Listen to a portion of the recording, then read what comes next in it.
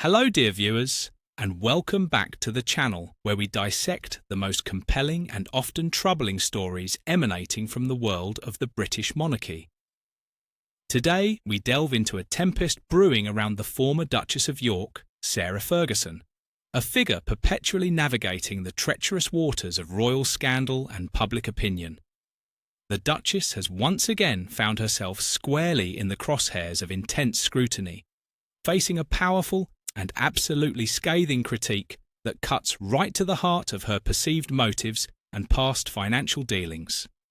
This is a story of loyalty, necessity, and the brutal reckoning that comes when one tries to disentangle themselves from a massive royal liability.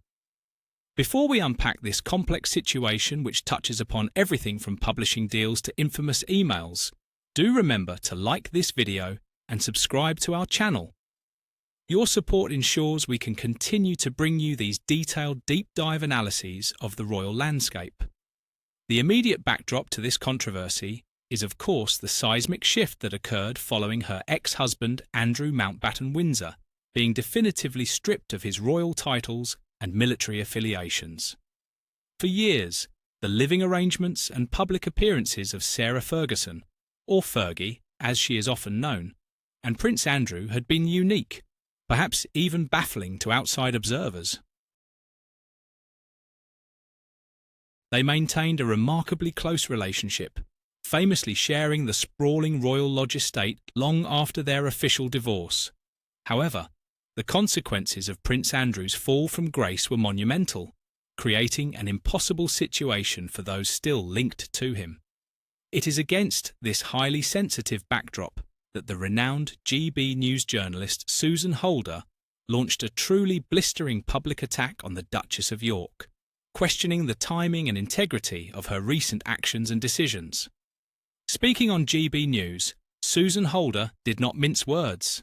Her critique centred not just on the present moment, but on a long-standing pattern of behaviour that she believes speaks volumes about Sarah Ferguson's priorities.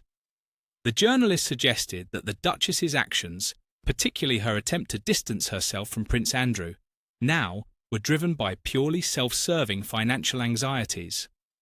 Holder put forward a very direct motive for Sarah's sudden public manoeuvring: the protection of her commercial enterprises.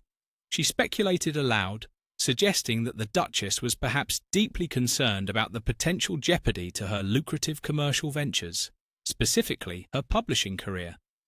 Perhaps she was worried about losing her publishing deal and needed her children's books to come out, Holder observed, drawing a direct line between the royal scandal and the sanctity of Ferguson's career. The implication here is stark, that the preservation of her personal brand and income stream took precedence over steadfast loyalty or genuine moral reflection. Holder then delivered the most stinging adjective of the entire segment, a word that immediately captured headlines and summarised the journalist's low opinion of the Duchess's recent conduct. She stated emphatically, "The word grubby is what comes to mind. To call an action grubby in this context suggests something sordid, disreputable, and morally questionable. A move made out of desperation or crass self-interest rather than principle."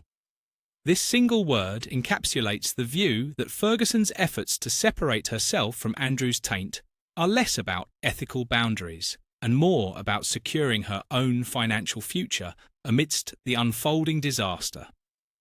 Susan Holder continued her relentless assessment, levelling the profound accusation that Sarah Ferguson had, for a significant period, been living off Prince Andrew, only to then execute a swift and calculated exit once the financial and reputational cost of that arrangement became too high.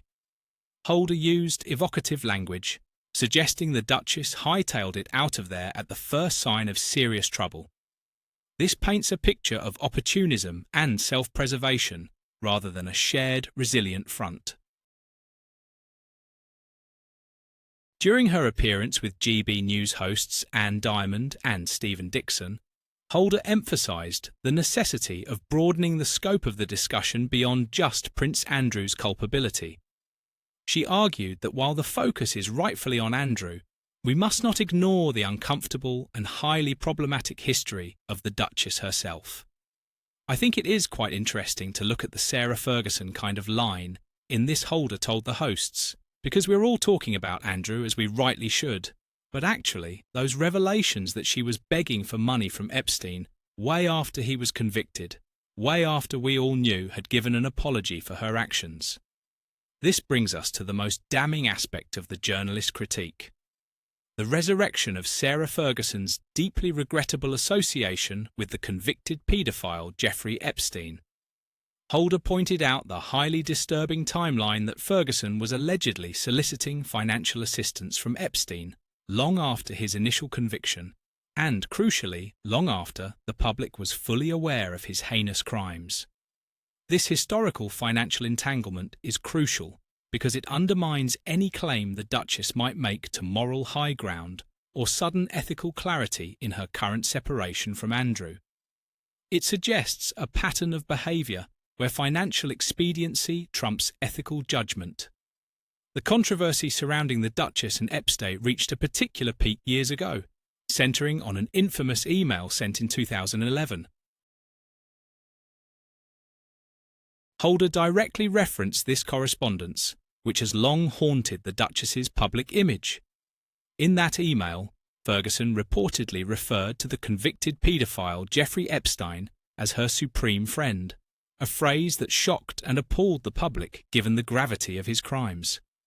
Holder brought this shocking detail back into the public consciousness, stating, "We've seen the email that went to Epstein saying, 'I didn't really mean it,' referring to the subsequent attempts by Ferguson to retract or mitigate the damage caused by the initial deeply affectionate language used toward a known criminal. For Susan Holder, this combination of past financial desperation, the highly inappropriate language used toward Epstein, and the current seemingly self-interested actions surrounding Prince Andrew's exile all coalesce into a definitive judgment on the Duchess's character." The journalist concluded her assessment by stating unequivocally that Sarah Ferguson has shown her true colours now in a way that I think is absolutely disgraceful. This is not merely a critique of a poor decision, but a condemnation of what the journalist perceives to be a fundamental lack of integrity and ethical consideration in her dealings. Holder further took aim at Ferguson's motives for finally distancing herself geographically and publicly from Andrew Mountbatten Windsor. The journalist suggested that the former Duchess only decided to vacate the shared premises at Royal Lodge once she could see which way the wind was blowing. This implies a calculated strategic retreat, a jump from a sinking ship, rather than an action taken out of genuine concern for the victims or for maintaining the standards expected of a family still loosely associated with the monarchy. The implication is clear. The motivation was not moral, but meteorological. She waited until the storm was inevitable and then acted to save herself. Now, this separation is no small matter. Sarah Ferguson is preparing to move out of Royal Lodge, a residence that has been her anchor for decades, even post-divorce. She is now tasked with carving out her own independent living arrangements, establishing a definitive boundary away from the orbit of the disgraced Duke. This physical separation is symbolically powerful, reinforcing the idea that she is trying to sever the final ties that bind her to the King's Norfolk estate, where Andrew is now expected to reside, and the wider royal infrastructure. The logistical and emotional weight of this move cannot be overstated.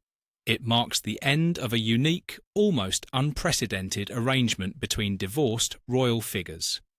However, the emotional fallout of this public and physical separation seems to be causing significant friction within the family unit itself, specifically concerning her two daughters, Princesses Beatrice and Eugenie. A commentator noted a truly interesting and complex dynamic unfolding within the family. It appears that Princesses Beatrice and Eugenie are exhibiting signs of being more mad with her than Andrew. This observation sheds light on a classic and deeply painful family dynamic that often plays out when one parent becomes a chronic liability. The commentator pointed out that in such scenarios, there is often one sibling or group of siblings who are seen as the liability. In this case, perhaps the combination of their parents' constant scandals.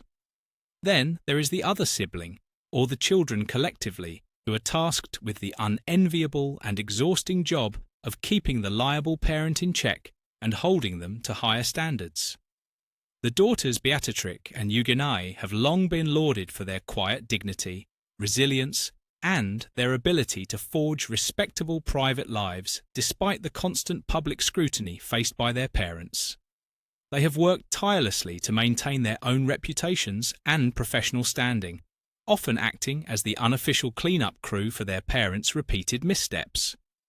When a parent, particularly a mother, continues to make decisions that threaten the stability and reputation that the children have fought so hard to build, the frustration can boil over.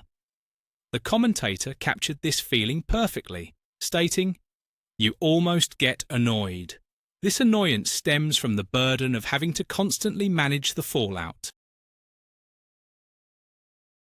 It is the frustration of the responsible party watching the irresponsible party continually undermine the collective effort." While Andrew's actions are undoubtedly catastrophic, his situation is now fixed. He is exiled. Sarah Ferguson's continued perceived self-interest and the re-surfacing of the Epstein scandal, however, represent a fresh, avoidable wave of negative publicity that Beatrix and Eugenie must now absorb and navigate. The princesses are likely wrestling with the cognitive dissonance of loving their mother while simultaneously being exasperated by her choices, which seem to prioritize short-term financial gain over long-term familial peace and public standing.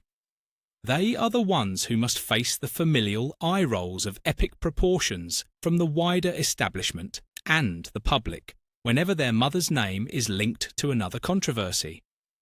The implication of Susan Holder's critique, coupled with the reported anger from her daughters, suggests that Sarah Ferguson is now facing a profound moment of isolation.